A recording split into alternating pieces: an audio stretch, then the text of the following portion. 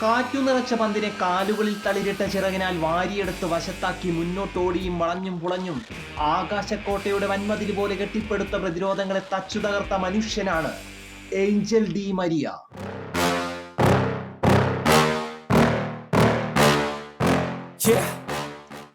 നിശബ്ദനായി കടന്നുവരികയും വിജയങ്ങൾ ഓരോന്നായി കൈക്കുമ്പിളിൽ വാരിയെടുത്ത് കാൽപന്ത് ലോകത്ത് അനുഗ്രഹീതനായി നിറഞ്ഞു നിന്ന മനുഷ്യനാണ് ഏഞ്ചൽ ഡി മരിയ.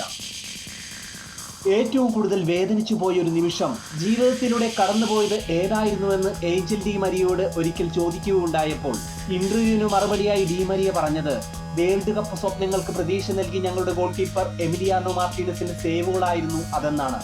ഫൈനൽ ദിനത്തിൽ അന്ന് ഫാൻസിന്റെ ഗോളുകളെന്ന് ഉറപ്പിച്ച ഷോട്ടുകൾ കണ്ട് തളർന്നു പോയിരുന്നു. തോൽവിയുടെ ആഴം പലവട്ടം മുന്നിൽ കണ്ടു. എന്നാൽ എമി ഞങ്ങൾക്ക് എല്ലാം തിരിച്ചു തന്നു. കളി അവസാനിക്കുന്ന നിമിഷത്തിൽ എമിലിയാനോയ്ക്ക് പിഴവ് പറ്റിയിരുന്നെങ്കിൽ ലോക കിരീടമില്ലാതെ മെസ്സി തലതാഴ്ത്തിയേനെ. കണ്ണീര് വിങ്ങിയ മുഖവുമായി ഖത്തറിൽ നിന്നും മടങ്ങേണ്ടി വന്നേനെ. വീണ്ടും ഡി മരിയയോട് ഒരു ചോദ്യം കൂടി ചോദിച്ചു.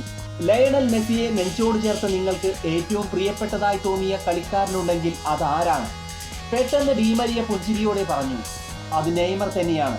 മെസ്സിക്ക് ശേഷം മികവുള്ള ഒരു താരത്തെ തിരിഞ്ഞു പോയാൽ അത് നെയ്മറിൽ എത്തി നിൽക്കും.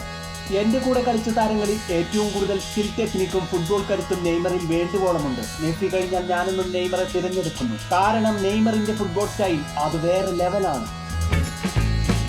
മെസ്സിയെയും നെയ്മറെയും ഡി മരിയ ഇഷ്ടപ്പെടുന്നത് പോലെ തന്നെ കാൽപന്ത് ലോകത്തെ സൂപ്പർ സെവൻസായി ഡി മരിയയുടെ മനസ്സിൽ ഇടം പിടിച്ച 7 പേരുകൾ പറയാൻ പറഞ്ഞപ്പോൾ ഡി മരിയ പറഞ്ഞത് ഫുട്ബോൾ ലോകത്തെ എല്ലാവരെയും ഞാൻ ബഹുമാനിക്കുന്നു എന്നാണ്. എന്നാൽ പെട്ടെന്ന് മനസ്സിൽ ഓടി വരുന്ന പേരുകൾ ഇവരുടേതാണ്.